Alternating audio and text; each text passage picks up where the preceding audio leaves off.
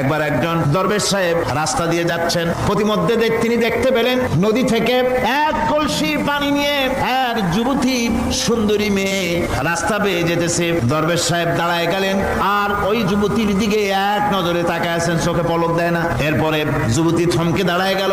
আধা বুড়া মানুষ, দাড়ি অর্ধেক পাইকে গেছে, দেখতে দেখায় খুব বুজুর্গ মানুষ, কিন্তু রাস্তায় আমার একা পাইয়া এমনি করে তাকিয়ে আছে আর চোখ দিয়েও তো পানি পড়ে। ব্যাপারটা কি? দরবেশ কাঁদে কেন? প্রতিমধ্যে আমাকে একা পেয়ে দরবেশ কাঁদে কেন, তাকিয়ে আছে কেন?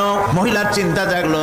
শেখ সাদি রহমতুল্লাহ আলাইহি ঘটনা লিখেছেন, বাংলা কবিতার অনুবাদ করেছেন। একদা সুখদায়ক প্রমোদা বদন, দর্শন করি মম ঝরিল নয়ন, হেসে কহে সেরূপসী সবিস্ময় মন, কহ দেখি মহাশয় কহ কি কারণ, বিষয় বিরাগী তুমি ভুবনে প্রচার, কি হেতু জন্মিল তব মানস বিকার। যুবতী মেয়েটি বলছে, ওগো দরবেশ সাহেব, হুজুর সাহেব, আমি একটা যুবতী মেয়ে লোক, রাস্তায় আমাকে একা পেয়ে আপনি আমার দিকে তাকায় আছেন আর কাঁদতেছেন। এই বৃদ্ধ বয়সে ভীমরতি হলে কেন?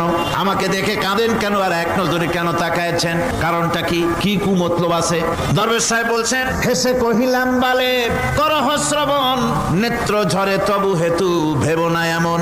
হে রূপসী মেয়ে, তোমার জন্য আমি কান্দি, একথা একবারও চিন্তা করো না।